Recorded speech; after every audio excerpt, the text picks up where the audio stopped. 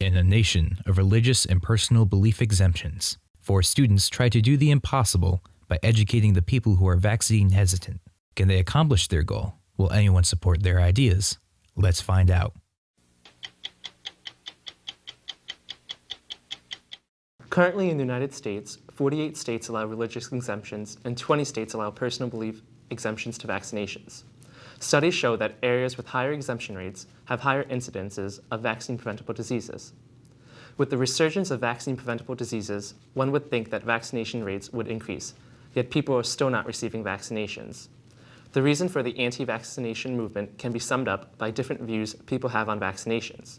For example, one study explains that people have adopted behaviors that promote anti-vaccination, such as fear, denial, and bandwagoning.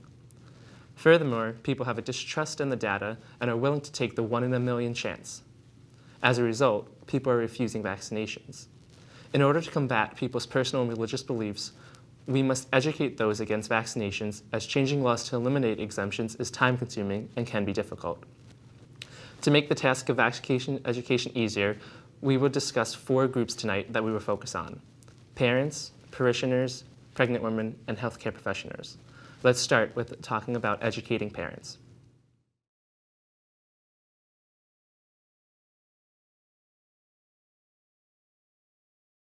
Educating parents about their children and their children's health is a very daunting task, as many parents know what's best for their children, especially when it comes to their children's health. Therefore, 3 ways we can educate and communicate effectively to parents about vaccinations are through pamphlets, web seminars, and school education programs. All of these methods promote accurate information about vaccines to parents and allow parents to make their own decisions.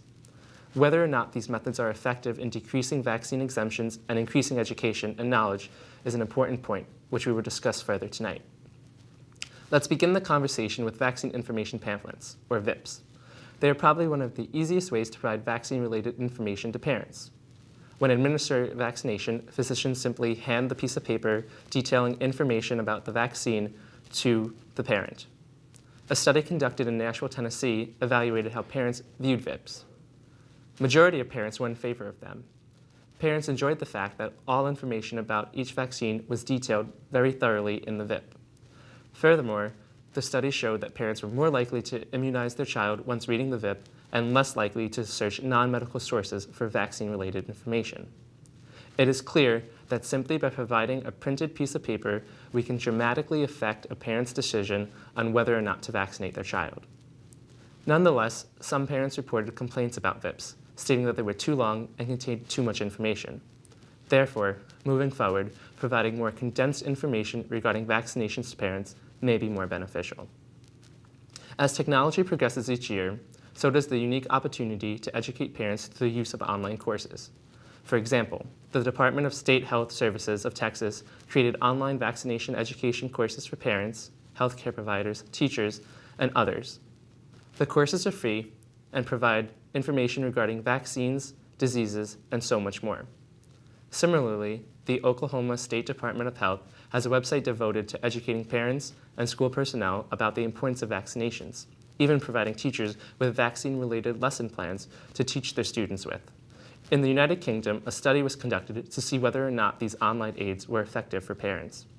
Researchers developed an online decision aid for parents detailing about the MMR vaccination. Parents accessed the site and were administered questionnaires before, during, and after the survey. At the end of the study, 26 of 30 parents completed all the questionnaires, and 88% of them stated that they would vaccinate their child against the MMR. Nonetheless, parents complained that the online decision aid was too long and favored vaccinations. Therefore, in the future, online programs must be created that are briefer and contain accurate data that is unbiased. Perhaps the best way to educate parents and teachers is to offer education programs directly at schools. For instance, in North Carolina, the Gulliford County HPV campaign conducted HPV vaccination education programs for parents and school workers in middle schools. They created PowerPoint presentations detailing the diseases caused by HPV and the benefits and risks of the vaccination. The presentations were highly accessible to parents and teachers and held throughout the middle school and were even conducted at mandatory teacher meetings. To assess parents' and teachers' knowledge, Pre- and post-surveys were administered. Post-survey scores were higher and demonstrated that each group's knowledge about HPV increased due to the programs. Furthermore, after leaving the presentation, 90% of school personnel said that they would and should vaccinate children against HPV. Clearly, holding vaccine education programs in schools is an effective method in educating parents and teachers about vaccine-preventable diseases and the advantages of vaccinations. In conclusion, education pamphlets, online courses, and in-school presentations are effective methods for teaching vaccine-hesitant parents and teachers about vaccines. Furthermore, unbiased and concise pamphlets and online courses should be used to effectively convey the information. As many states allow religious and personal belief exemptions, it is vital to educate everyone, especially parents, who are the deciding factor as to whether or not their children receive vaccinations.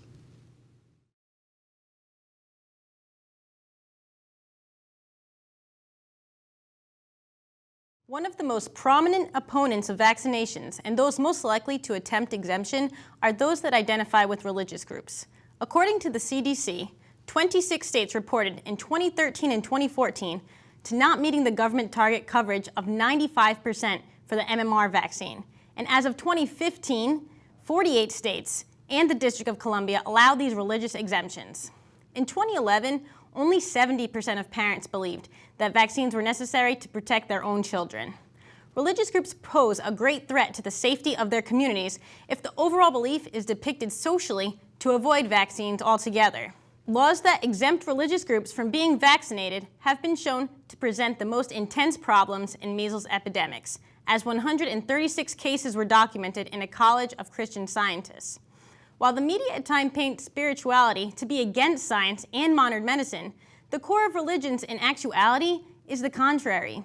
The Priests for Life, for example, state one of their major mission statements as uniting, encouraging, and providing ongoing training to priests and deacons who give a special emphasis to the life issues, not unlike medical experts pushing for vaccinations today. The Humanitarian Services Division of the Church of Latter-day Saints are one of the religious systems backing their own view of the value of life with the utilization of vaccines. Church leaders from this organization announced that immunization should be held at the same level of importance as clean water, emergency response, neonatal resuscitation training, vision care, and wheelchairs. Since 2003, the Latter-day Saints Church has worked to give over $16 million to the Immunizations Initiative and show that their efforts to sustaining life are best put to use when working as a coalition. Brother Riley of LDS states that coordination happens with HWO, UNICEF, the Global Alliance for Vaccines and Immunizations, the United Nations Foundation, and others. While the LDS has exhibited the ideal relationship between medical professionals and religious leaders, not all groups follow suit. Often, the CDC urges religious groups to forego rejection of immunizations, as they are sacrificing the common good of public health and the well-being of children. This type of reprimand often is not responded to well with the desired effect by the religious communities. The government often uses guilt and statistics that these groups may feel don't align with their choices as a follower of a particular faith. This perceived attack often leads to distrust. Dr. Paul Brayton, previously president of the Catholic Medical Association, attributes the distrust of vaccinations largely to overblown concerns portrayed by media and the scare tactics of potential side effects and ingredients. A more conducive approach could be one less about reprimand and more about religious understanding. The Arizona Partnership for Immunization responded to a New York father who sued a school in order to allow his unvaccinated son to go to class. Instead of an attack on the father's character or religion, the article took a different approach in showing examples of religious and medical agreements following in the footsteps of John Grabenstein. Grabenstein, a Merck employer and vaccine manufacturer, has made it an imperative to become a religious expert. He wrote about the moral codes of numerous religious factions and their history in accepting vaccinations. Here, he exemplified the sought-after attempt at putting himself into the perspective of many major religions. This attempt may prove to have a better chance at communicating common desires of the two battling groups. Grabenstein cites, for example, that no Hindu sect has opposed vaccines on the whole. The 14th Dalai Lama himself was involved in a polio vaccination program, and the religious texts and doctrines show no reason to oppose vaccination. Mark Kellner of the Deseret News also states that there are hardly any true religious objections to vaccinations, and when researching for a possible objection, finding any were very difficult. In action, the maintenance of open communication between different networking sites has shown that information provided by health members to church communities can be in fact effective and can give hope for future endeavors. With the intentions of determining attitudes and beliefs of church members, describing reasons for vaccination acceptance and non-acceptance, as well as assessing how far knowledge can influence one's actions in the presence of a vaccine-preventable outbreak. A study conducted by Kennedy and Gust of the Immunization Safety Office provided specific discussion themes to Indiana religious focus groups in 2008. The participants exhibited that their religious belief is only a minute reason compared to others, including prominent scare tactics of the media, and that despite religious beliefs, most still seek to learn about vaccinations from other sources. Kennedy and Gust concluded that a lapse in the needs of communities to feel understood and to have proper education about vaccines from a non-threatening source were areas that could potentially be adjusted community by community to increase vaccination rates. There are naysayers, despite the documented progress made, bringing religious communities and medical experts together on vaccinations. Dr. Vox, a brain injury doctor of Atlanta, expressed that he believes that there's not much we can do about the small core of people who oppose vaccines based on ideology. This is how vaccine education alone will still result in exemptions. However, AMA and AAP both oppose non-medical exemptions now. While it illustrates the frustration of medical practitioners over religious exemptions, the finality might be just as short-sighted as the idea that the naysayers of other scientific achievements of years past. Perhaps Grabenstein is onto something, emphasizing that the common goal to preserve life, care for others, and to provide proper duty to your community is what vaccinators and most religious groups share.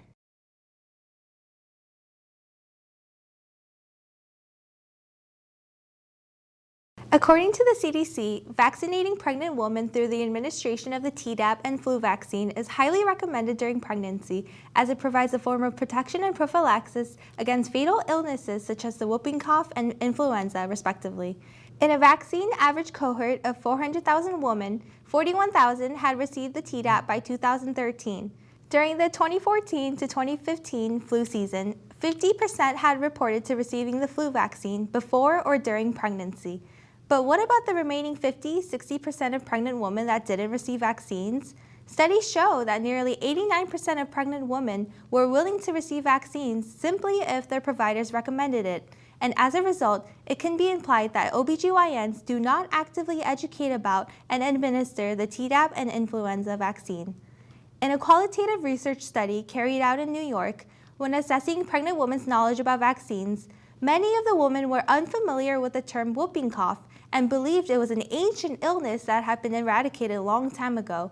One woman even said her doctor never said anything about getting shots. Another woman refused to put anything unnatural in her. Another referred to the alleged link between vaccines and autism, and another expectant mother said a small baby might not be ready for a vaccine. Therefore, OBGYNs must take an active role in providing education to pregnant women about vaccines and deliver the necessary facts. When making recommendations, there are crucial elements that the provider can take note of based on evidence seen from various studies. Many of the pregnant women that remain unvaccinated do so because of unawareness of their susceptibility of the disease or illness. Upon being educated about the cause, symptoms, transmission, and their body's susceptibility to an illness, they are more likely to consider getting a vaccine. The health belief model describes this idea very well, which consists of 6 determinants of health behavior that ultimately motivate a patient into taking a course of action. These include one's perceived susceptibility to an infection or illness, perceived severity of that infection or illness, perceived benefits of receiving the vaccine, perceived barriers to receiving the vaccine, motivation, and a stimulus or cue to action to receive the vaccine. After going over these facts, the OBGYN can provide a rationale behind either the Tdap or flu vaccine, educating in simple terms about antibodies and their role in providing the mother and baby with protection.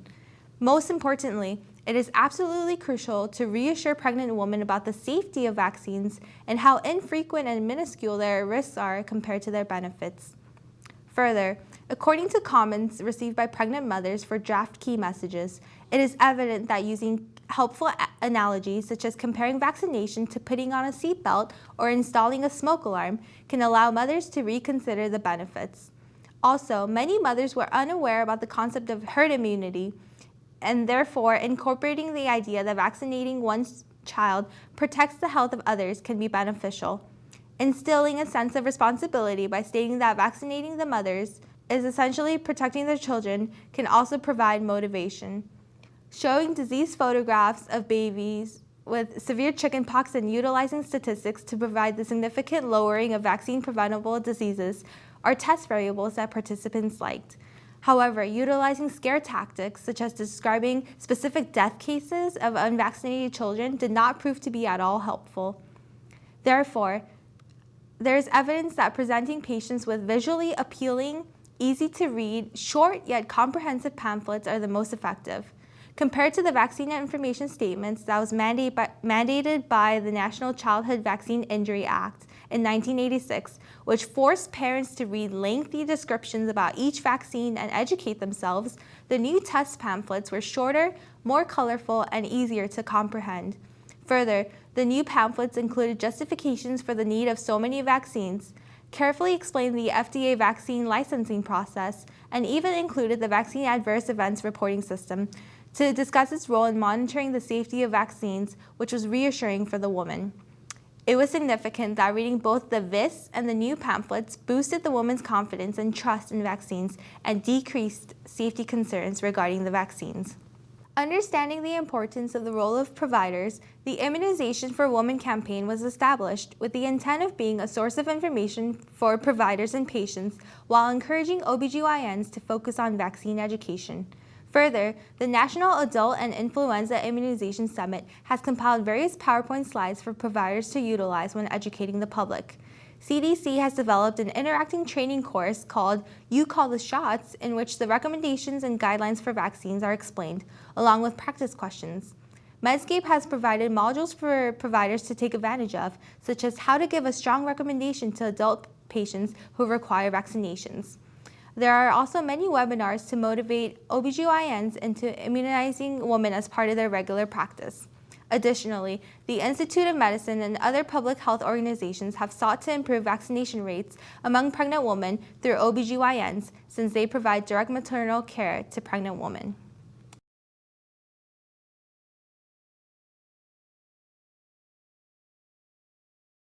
The very success of vaccines over time is undeniable. In fact, we have begun to forget the devastation caused by infectious diseases like poliomyelitis, measles, and pertussis.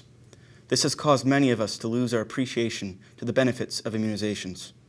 Maintaining the confidence of the public to utilize this protective shield against disease remains of utmost importance. Leading this fight are the physicians, pharmacists, nurses, our very own healthcare professionals. These are the people we see and listen to on a daily basis. If they're not on board, how can anyone be? Therefore, it is their duty to be the educators, to educate patients, parents, and everyone about the risks of vaccine-preventable diseases and the safety and effectiveness that a vaccine has. Our healthcare professionals are respected and trusted, but how exactly can they decrease the number of vaccine exemptions given out every day? The first step is to talk about it. Bring up the topic of vaccines during a doctor's appointment. Don't be silent about it and allow questions to grow. Let's take the HPV vaccine, a vaccine that could prevent thousands of cancers every year, but is one of the lowest covered vaccines for adolescents, especially for boys. While the vaccine is recommended for all 11 to 12-year-olds, there are many missed opportunities. A national survey conducted among pediatricians and family physicians focused in on their practices regarding recommending the vaccine. The survey analyzed characteristics associated with not discussing the vaccine and found that 18% of these doctors are not even discussing it at the 11 to 12-year-old checkup. The most common excuses they used were, I don't have enough time to discuss, I expect the parents to refuse, and I know the patient is not yet sexually active. Can these doctors truly make these assumptions? How can they really know? In fact, another study tested healthcare providers' perceptions of parental attitudes versus how they really felt. This study had parents rank the importance of different vaccines on a 1 to 10 scale, 10 being the most important. The healthcare providers were then asked to guess what the parents thought. For the HPV vaccine, the average response from the parents was 9.3, similar to the rankings of the other vaccines. The average response for the physician's estimate was 5.2, a substantial difference. These perceptions are important, as studies have shown that physicians who believe parents will likely defer vaccination of HPV are less likely to discuss it at the 11 to 12-year-old visit. Additionally, around 12% of physicians were unlikely to bring up the vaccine again if the parents initially deferred. Without discussion of vaccines, physicians have no way to provide a valid recommendation. This leads to the next step: be informed. It is so important for those in healthcare to be educated on every aspect of vaccines: the studies, the doses, the scheduling. They must know the proper contraindications to the vaccine to give proper medical exemptions, as there are many misconceptions. They must know how the vaccine works by helping the body build antibodies against disease. Luckily, the resources are there. There are many organizations that can be found online, including the WHO, National Vaccine Information Center, Immunization Action Coalition, and countless others. The CDC in particular has just about everything you need to know about vaccines, from specific population recommendations to pricings to covering data. Here you can find out where certain diseases may be more prevalent due to fewer vaccines. Could you trust a doctor to vaccinate you if they didn't know the side effects of a certain vaccine, or if they didn't even know what was in the vaccine? The reason people look up to doctors, nurses, and pharmacists is because they know what they are talking about. The evidence for vaccine success is on their side. They just need to portray the info in the right way. They must be educated on how to educate others. The final step for healthcare workers in decreasing vaccine exemptions is to know how to approach vaccine hesitancy. Some people will just never accept vaccinations, while others are more on the fence. It is up to the healthcare professionals to be able to understand where their patient is coming from and to respect them, but to also try to reach common ground. The Strategic Advisory Group of Experts, or SAGE, created a model to help providers determine why their patient is reluctant to receive immunizations. They fall under 3 categories: contextual influences, which are religious, political, or cultural factors. There are individual influences, which relate to one's personal experience with vaccines or their friends and families. And finally, there are vaccine-specific issues, which may be because a specific vaccine is too expensive or is not available. To be able to recognize which factor is holding the patient back is an important step in addressing vaccine hesitancy. Although there is no magic bullet technique to convince a patient that it's been shown that patients listen better when you listen to them, instead of thinking, what am I going to tell this patient to get them to vaccinate, think, what are they going to tell me so that I can help address their concerns? Patience and understanding over finger-pointing. Positivity and hope over fear and concern. This is the perspective needed to ease anxiety and doubt about the importance of vaccination. So, to conclude, the first step, talk about it. You can't solve any problem if you don't talk about it. Second, know what you're talking about. Stay up to date on all the latest updates. And finally, understand your patient and address their hesitancy to vaccines. This fight to protect the public from preventing diseases is ongoing. Healthcare professionals are the ones who must lead the charge. Good luck to all.